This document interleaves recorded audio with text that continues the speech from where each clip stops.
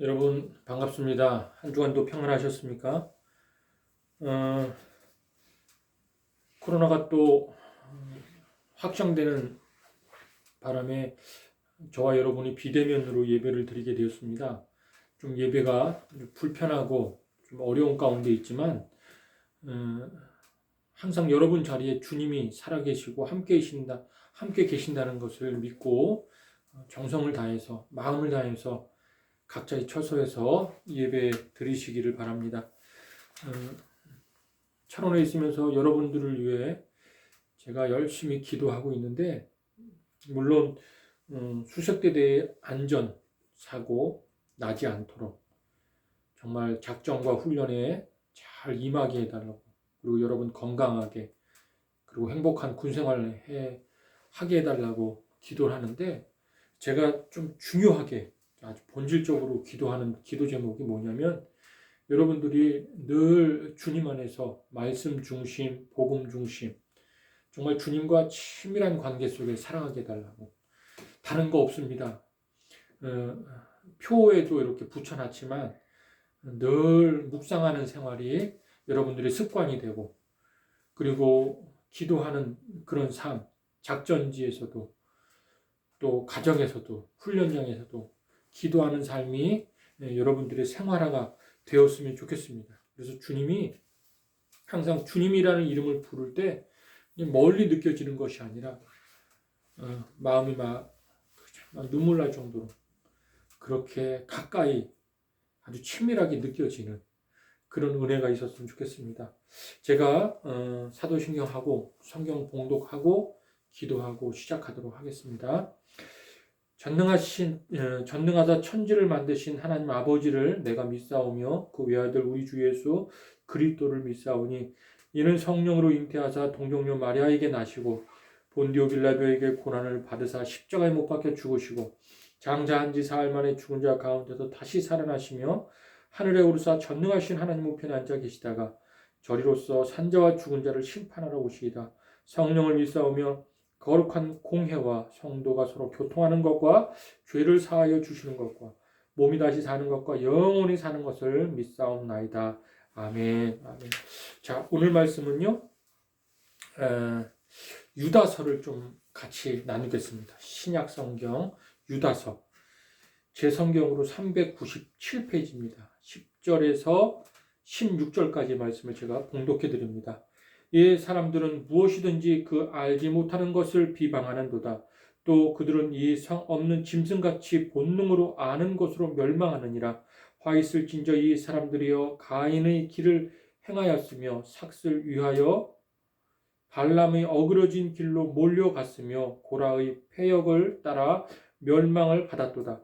그들은 기탄 없이 너희와 함께 먹으니 너희 애찬의 암초요 자기 몸만 기르는 목자여 바람에 불려가는 물없는 구름이요 죽고 또 죽어 뿌리까지 뽑힌 열매 없는 가을 나무요 자기 수치의 거품을 뿜는 바다의 거친 물결이요 영원히 예비된 캄캄한 흑암으로 돌아갈 유리하는 별들이라.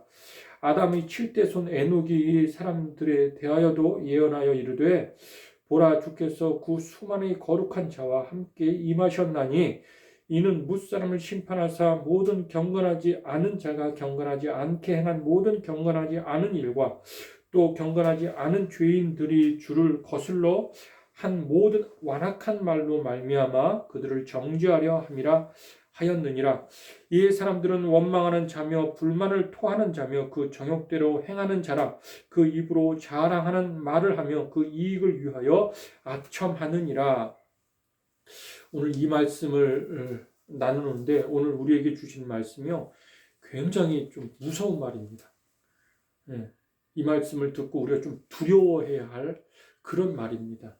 경고의 메시지이기도 하고 아주 강하게 우리에게 하시는 말씀인데, 이 말씀의 제목을 제가 유리하는 자들 또는 방황하는 자들이라는 제목으로 함께 은혜를 나누도록 하겠습니다.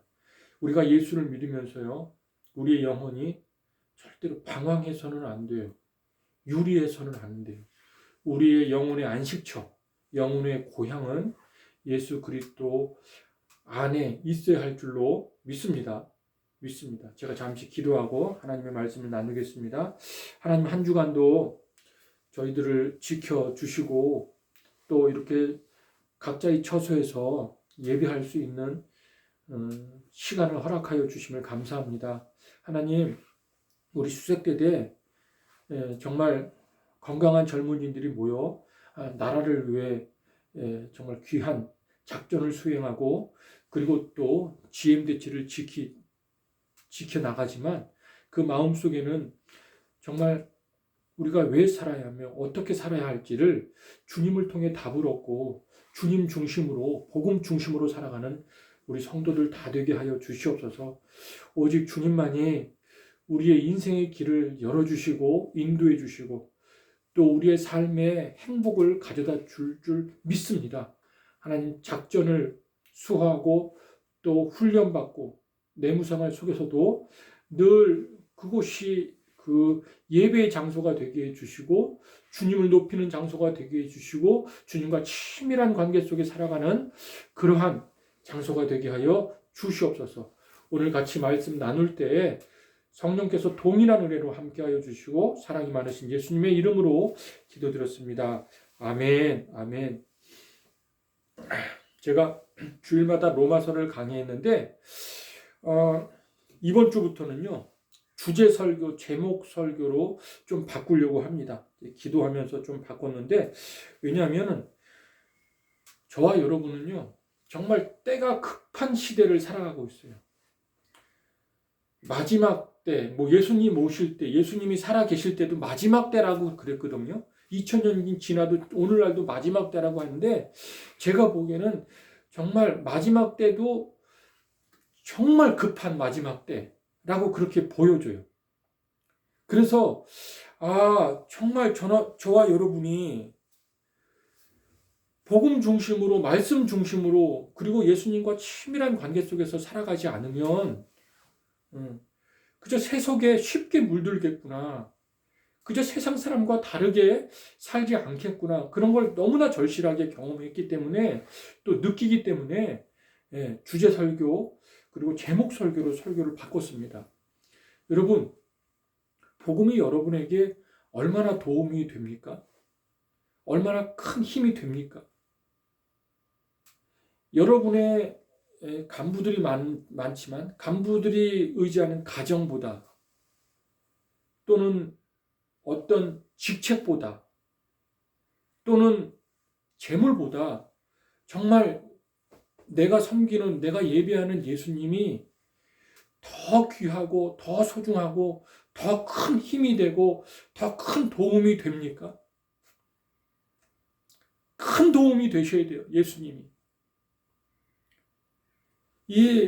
내가 처해 있는 이 환경보다 내가 믿는 그 믿음의 대상인 주님이 나에게 더 큰 도움이 되고 더 큰 힘이 되고 더 큰 지혜가 되고 더 큰 능력이 되어야지 이 마지막 때를 살아가는데 세속에 빠지지 않고 정말 구별된 거룩한 삶을 살아갈 수가 있습니다. 정말 제대로 된 신앙생활을 할 수가 있습니다. 그래서 오늘 유다서 1장 10절에서 16절 말씀을 제가 준비하면서 유리하는 별들,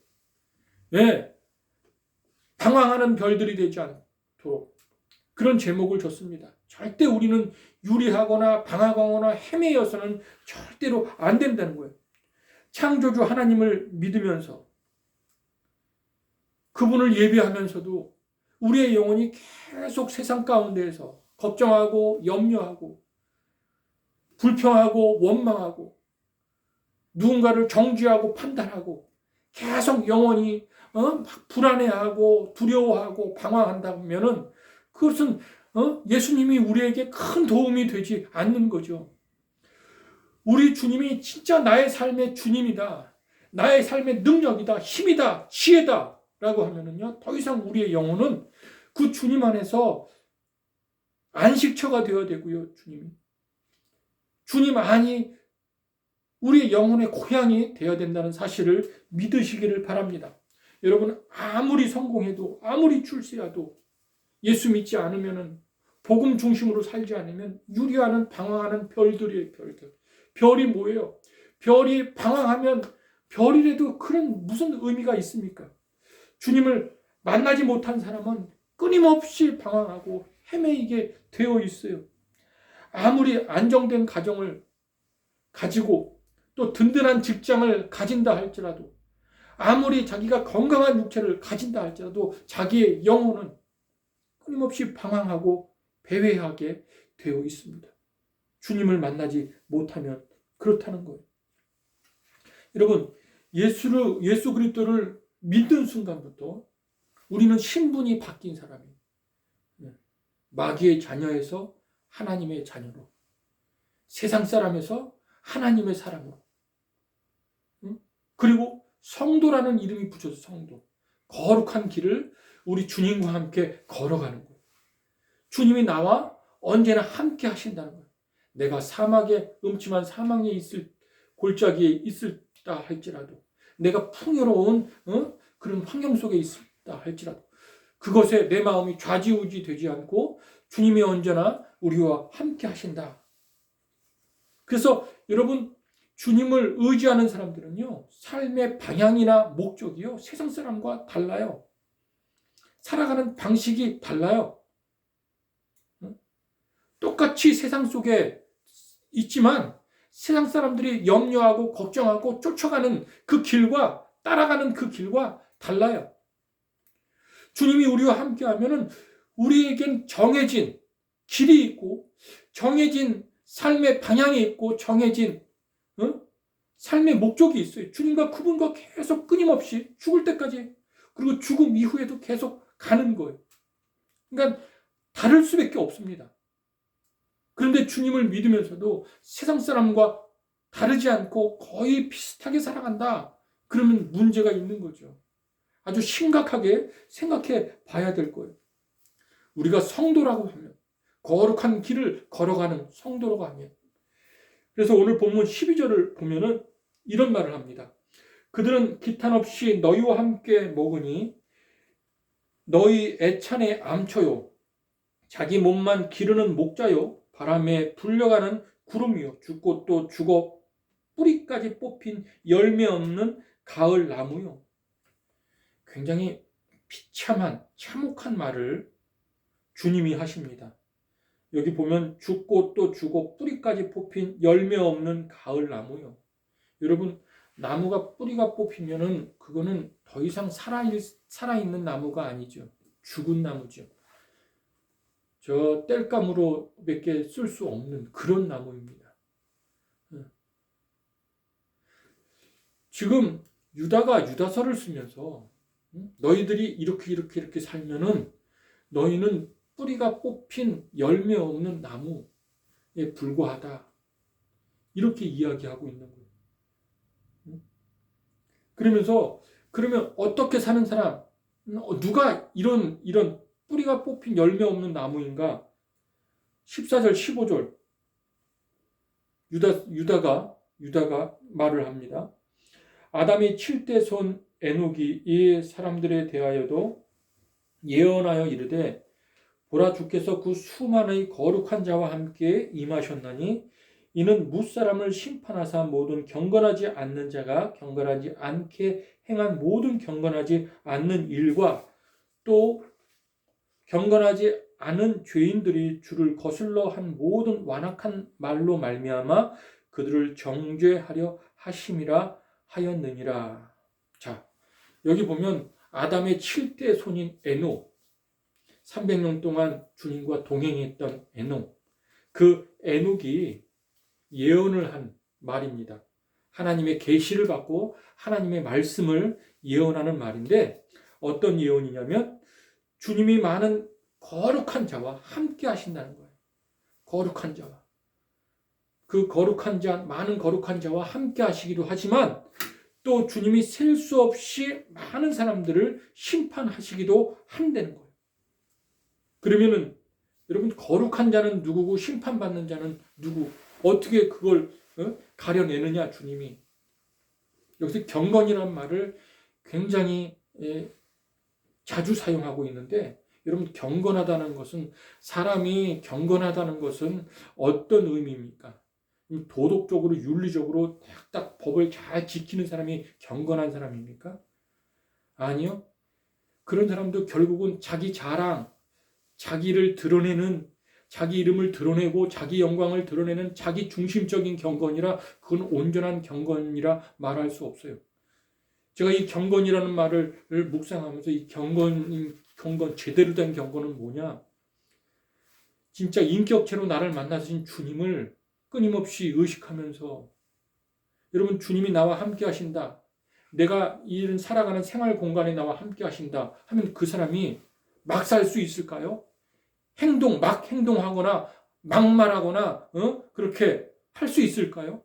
아니요. 주님이 늘 나의 삶의 공간에 함께 하신다라는 것을 믿으면, 그리고 의식하면요, 항상 주님을 생각하고 있기 때문에, 의식하고 있기 때문에 함부로 말하지 않고 함부로 행동하지 않고 항상 주님께 물어보고요, 주님이라면 어떻게 하실 것인가, 그렇게 물어보고 행동하고 말하게 되어 있어요. 그게 바로 경건이에요. 성경이 말하는 경건은 바로 그런 뜻입니다.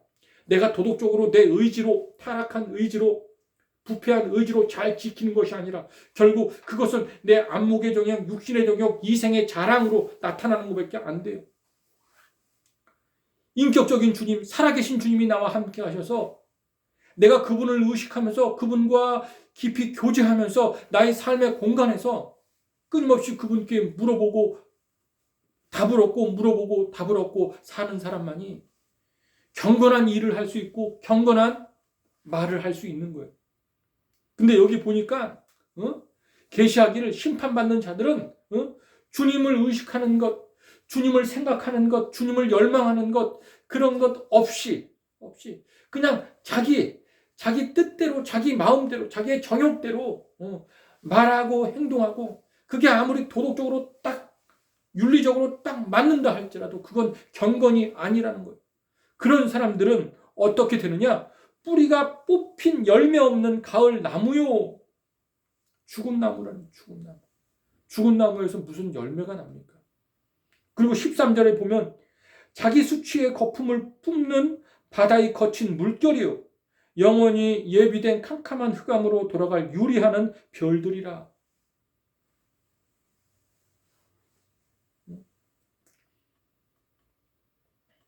그 안에 주님을 향한 믿음이 없고, 그 안에 주님과 함께 사귀는 사귐이 없고, 그리고 그 안에 주님을 알아가는 지식이 없고, 주님을 예배하는 예배에 그런 열망이 없다면 그는 아무리 성공하고 출세한 사람이라 할지라도 그의 영혼은 끊임없이 방황하는 사람, 배회하는 사람, 그런 사람이 될 수밖에 없고, 바다가 파도 한번 다 치면, 치고 쫙 빠지면은 다 휩쓸려, 파도에 휩쓸려 가잖아요. 그런 것처럼 아무것도 남는 그 수치의 거품인 그런 자요, 칠흑같이 캄캄한 곳에서 유리하는 그런 영혼일 수밖에 없다. 그렇게 이야기를 하고 있는 것입니다. 여러분, 이것을 두렵고 떨리는 마음으로 받으시길 바랍니다. 이 말씀을 한 주간 동안 저도 묵상하면서, 야, 그렇구나, 너무나 많이 공감이 돼가지고 마음에 두려움이, 주님께 두려운 마음을 주시더라고요. 여러분, 유다서는 유다가 썼어요.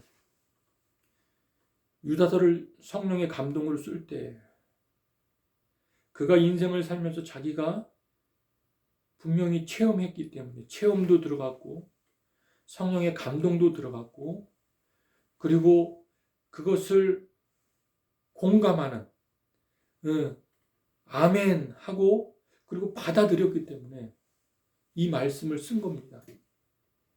자, 그러면 유다뿐만 아니라 다른 사람들 한번 몇 사람 예를 들어서 한번 제가 좀 나눠보겠습니다. 베드로가 예수 만나기 전과 후를 한번 생각해 보세요. 베드로는 직업이 어부였습니다. 어렸을 때부터 고기 잡는 일로 잔뼈가 굵은 사람이에요. 고기 잡는 지식이 안에 들어갔겠죠. 그래서 날씨가 맑거나 흐리거나 어디가 고기가 많은지, 어디가 고기가 잘 잡히는지, 어디가 고기가 안 잡히는지 너무나 잘 알 거예요. 그리고 고기를 가지고 시장에다 내다 파니까는 고기의 가격은 얼마고, 고기 종류별로 다 그 지식, 고기를 잡는 경험, 그리고 고기를 잡는 그 어부 생활의 문화, 베드로가 된 것은 그냥 된 것이 아니라 그가 살아온 배경과 문화와 관습과 지식들이 모아져서 베드로가 됐어요. 그죠? 그래서 베드로의 입에는 늘 고기 잡는 이야기로 가득할 것입니다. 어떻게 하면 고기를 잘 잡을 수 있을까? 베드로의 생각도 베드로의 마음도 어떻게 하면 고기를 잘 잡고 그 고기를 비싸게 팔 수 있을까? 어느 고기가 비싸고 어느 고기가 싸고, 또 갈릴리 바다를 막 배로 누비면서 어디에는 뭐가 많이 잡히고 어디에는 뭐가 많이 안 잡히고, 그 고기 잡는 지식으로 가득할 거예요. 그 문화 속에서 살았으니까. 자, 사도 바울은 어떤 문화에 살았냐? 이 사람은 율법서, 율법을 연구하고 율법을 가르치고 율법을 지키는 사람. 그리고 가말리알 문화에 살았습니다. 오늘날로 말하면 엘리트 서울대학교 나온 그 문화에서 학문을 깊이 연구하고, 그리고 자기 철학 가운데 그렇게 살았어요. 그런 지식과 그런 문화와 그런 관습과 그런 생활 배경 속에서 바울이 바울 된 거예요. 바울. 자, 그리고 세리가 된 다음에 평생을 돈 걷는 일로, 이스라엘의 세금 걷는 일로, 누구 집은 세금을 거쳤는데 누구 집은 세금을 안 거쳤다, 어떻게 하면 세금을 잘 거칠까, 돈 모으는 일로 그렇게 살았어요.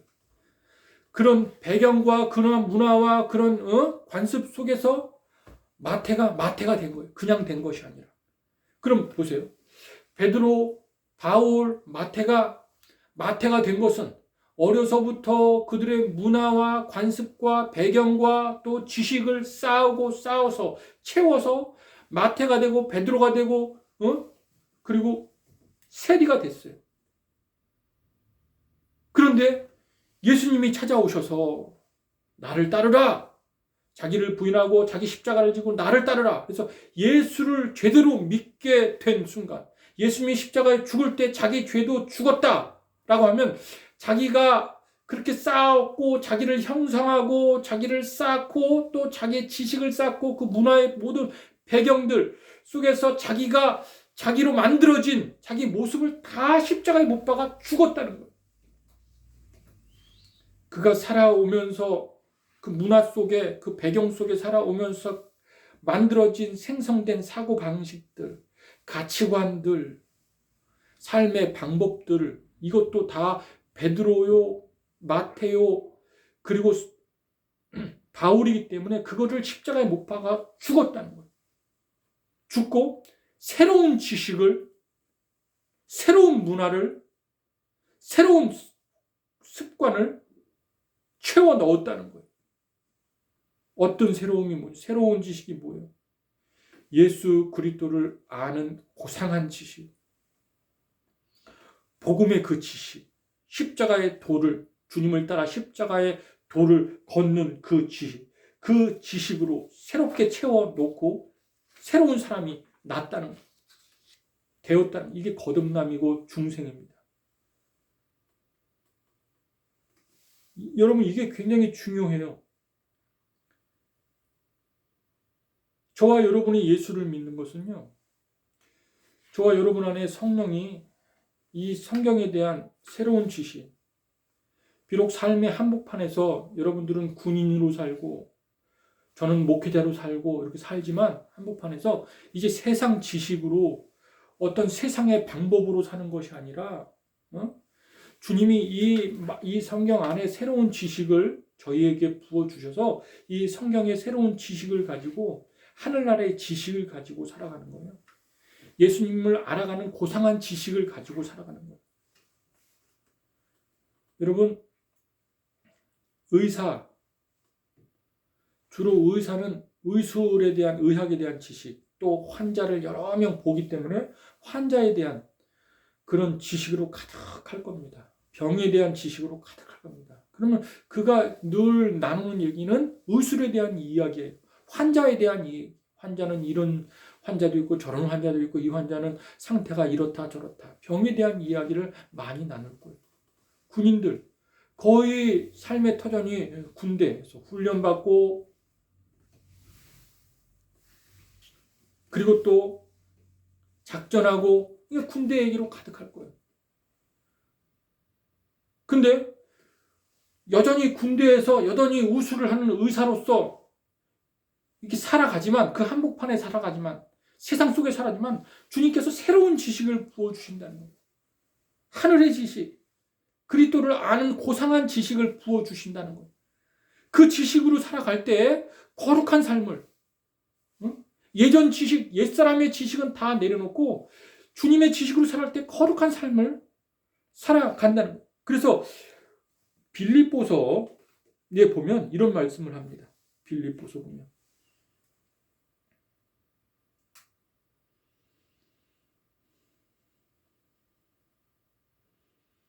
십자가의 도에 대한 이야기하는데 빌립보서 3장 4절에서 9절에 보면 그러나 나도 육체를 신뢰할 만하며 만일 누구든지 다른 이가 육체를 신뢰할 것이 있는 줄로 생각하면 나는 더욱 그러하리니 나는 8일 만에 할례를 받고 이스라엘 족속이요 베냐민 지파요 히브리 중에 히브리인이요 율법으로는 바리새인이요 열심으로는 교회를 박해하는 율법의 의로는 흠이 없는 자라. 그러나 무엇이든지 내게 유익하던 것을 내가 그리스도를 위하여 다 해로 여길 뿐더러 또한 모든 것을 해로 여기면 내 주 그리스도 예수를 아는 지식이 가장 고상하기 때문이라.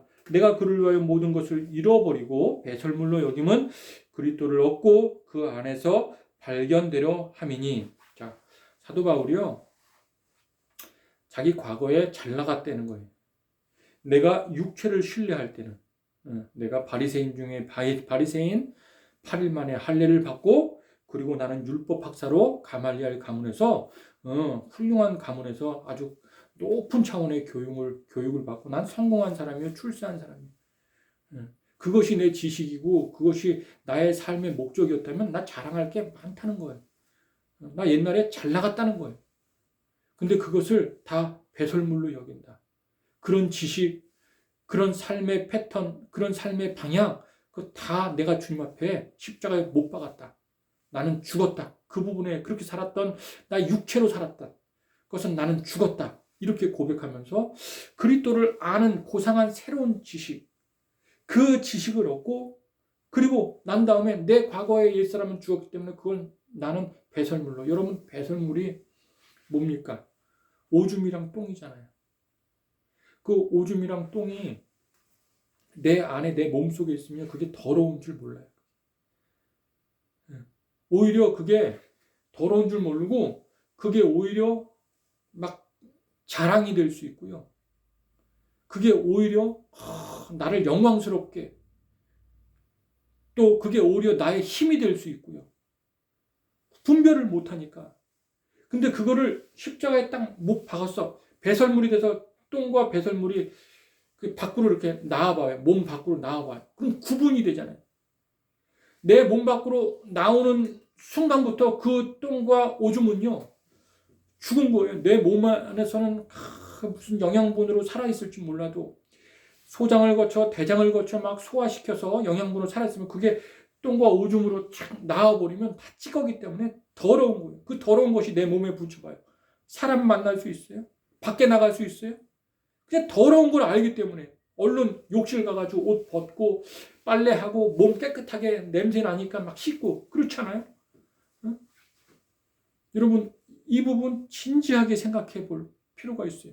우리가 예수를 믿고 났는데 그리고 예수님과 함께 십자가에 못 박혀 우리 옛사람이 내 죄가 십자가에 못 박혀 죽었다.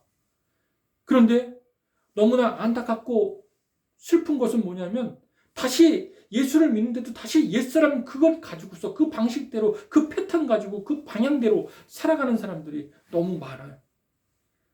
그 똥을 덕지덕지 묻히고 다니는 거예요. 오줌을 덕지덕지 묻히고 다니는 거예요. 고약한 냄새가 나는데도, 찌린내가 나는데도 그걸 덕지덕지 묻히고 다니는 거예요. 그러니까는 세상에서 세상 사람들도 예수 믿는 사람들을 욕하고 손가락질하고 비방하는 거예요. 왜 예수를 저렇게 믿냐? 여러분, 사도 바울이 율법 학사요 가말리아 가문에서 굉장한 지식으로 살았습니다. 하지만 그의 삶의 방식과 그의 삶의 패턴을 예수 믿고 난 다음에 완전히 바꿔버렸어요. 그리고 그거를 배설물처럼 여겼어요. 다 주님 앞에 내려놨어요. 아, 그렇게 살아가는 방식은 정말 하나님을 기쁘게 하는 방식이 아니었구나. 나의 정욕대로 나의 자랑과 나의 이기적인 방식으로 살아가는 방식이었구나를 깨달았기 때문에 삶의 방식을 바꿔서 주님과 함께 그렇게 거룩하게 갈 수 있었던 것입니다. 성경에 이런 말도 있어요. 자기가 토한 것을 자기가 먹는다. 예수 믿으면서 그렇게 살면 안 되는데, 그 참 더러운 건데, 잘못된 건데, 그걸 자기가 토해놓고 또 다시 또 그걸 먹어요. 그런 사람이 많아요.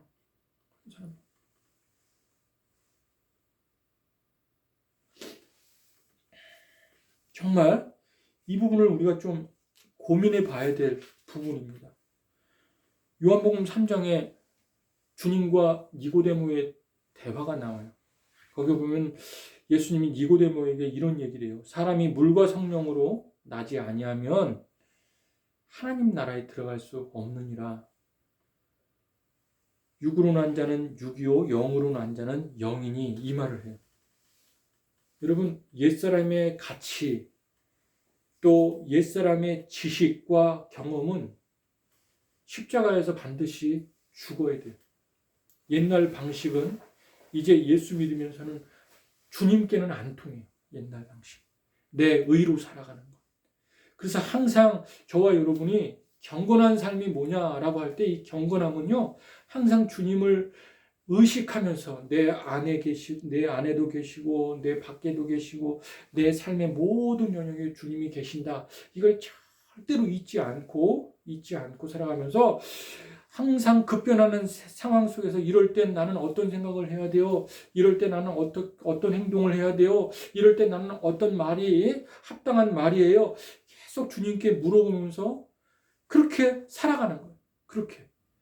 주님, 내 안에 주님 모시고 주님이 인도하시는 대로 영적인 눈이 열리고 영적인 귀가 열리고 영안이 열려서 이 유다서 15절에 다시 이 너무 중요한 말이에요. 모든 경건하지 않는 행위와 모든 경건하지 않는 말로 인하여 그들이 심판을 받을 것이다. 경건은 도덕과 윤리를 지키는 것이 아니라 주님을 내 안에 모시고 그분의 말씀을 묵상하고 주님과 깊이 사귀면서 그렇게 살아갈 때에 경건한 모습이 나도 모르는 사이에 이렇게 나타난다는 것입니다. 그렇지 않으면 뿌리가 뽑힌 열매 없는 나뭇가지가 되고 영원히 예비된 아주 칠흑같이 캄캄한 흑암에서 헤매이는 그런 유리하는 별이 된다는 거예요. 유다서의 이 말이 정말 무섭고 두려움으로 믿어진다면요. 여러분, 저주받는 행위나 말, 경건하지 않는 행위나 말, 거기서 돌이키는 것이 바로 신앙생활입니다. 만약에 거기서 돌이키지 않는다, 그럼 계속 그렇게 살아가는데, 그것도 구체적으로 16절에 이렇게 얘기합니다. 이 사람들은, 경건하지 않는 사람들, 주님을 모시고 살지 않는 사람들은 어떤 삶의 방식을 계속 추구하며 살아가느냐? 이렇다는 거예요. 이 사람들은 원망하는 자며 불만을 토하는 자며 그 정욕대로 행하는 자라. 그 입으로 자랑하는 말을 하며 이익을 위하여 아첨하느니라. 여러분, 주님의 능력으로, 주님의 복음으로 살아가지 않잖아요. 아무리 열정을 가지고 열심히 부지런히 산다 할지라도 그 입에는 자기도 모르는 사이에 원망하는 말이 나오고 불만을 토하는 말이 나옵니다. 인생에 다 자기 뜻대로 다 됩니까? 자기 마음대로 다 됩니까? 사람과의 관계가 다 자기 뜻대로 됩니까? 자기 마음대로 다 돼요? 아니요. 그러니까 자기 입에도 자기도 모르게 원망이 쏟아지고 불만이 쏟아지고, 그리고 자기 정욕대로 쭉 살아봐봐요. 힘들어요. 처음에는 만족할지 모르지만 자기 정욕대로 살고 그 입에는 자기 자랑으로 살고, 그러면 그냥 하늘을 찌르는 교만에 만족함이 없어요. 늘 열심히 살아도 부족하고 늘 열심히 살아도 힘들고 어렵습니다. 그리고 성공을 위해서 뭔가 자기 유익 된다 그러면 자존심 뭐 이런 거 다 팽개치고 막 아첨하고 아부하고 사람에게 막 매달리고 기대고 이런 삶을 살아갈 수밖에 없다는 거예요. 그러니까 경건하지 않는 말을 하게 되고 경건하지 않는 일을 하게 된다는 거예요. 이렇게 살면서 여러분 얼마나 그 삶 자체가 비참하지 않습니까? 그 영혼은 죽어서 뿌리가 뽑힌 나무처럼, 그리고 끊임없이 그냥 방황하고 유리하는 별처럼, 아무리 성공해도 아무리 잘 돼도 그렇게 살면 무슨 의미가 있겠습니까? 저와 여러분이 주님 안에서 주님의 말씀을 깊이 묵상하며 그분과 깊이 사귀며 살아가기를 원합니다. 그러면 놀라운 일이 벌어지는데, 여러분 내 기준이 바뀌어요. 내 기준이. 그전에는 그냥 내가 살아온, 내가 정한 도덕과 윤리, 내 원칙과 법이 기준이 돼서 누군가 잘못하면 그걸 잣대로다가 정죄하고 판단합니다. 그런데 주님이 나의 기준이 되고 주님이 나의 법이 되고 나의 영광이 되면요, 사람들이 다 이렇게 다 죄인이잖아요. 이러다 보면 실수도 할 수 있고 잘못도 할 수 있고, 그 전에는 내 기준과 원칙 가지고 그 사람 판단했는데 내가 내 안에 주님이 함께 하셔서 주님이 나의 원칙이 되고 영광이 되잖아요. 그럼 다 이렇게 사람들이 이렇게 불쌍하게 보여, 국률하게 보여. 그래서 살다 보면 실수할 수도 있고 잘못할 수도 있지.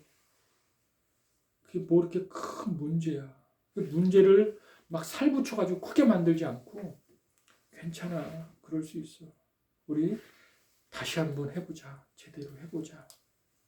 굉장히 사람이 유연하게 되면서 주님과 함께 다시 그 일을 제대로 열심히 해보려고 노력을 합니다. 막 그 일이 왜 안 됐느냐, 어떻게 했길래 그렇게 했느냐 하면서 막 그 분위기를 험악하게 만들며 그렇게 하지 않고, 우리 다시 한번 같이 한번 잘 해보자. 그런 분위기로 만들어가요. 저는 여러분들을 위해 기도하기를, 절대로 성경 놓지 않고 매일매일 한 줄이라도 묵상하면서 그 묵상한 내용들이 쌓이고 쌓여서 주님과 깊은 어떤 교제와 또 친밀한 깊은 사귐이 이루어지길 원합니다. 그래서 더 이상 여러분들이 영혼이 배회하는, 방황하는 별이 아니라, 뿌리가 뽑힌 열매 없는 나무가 아니라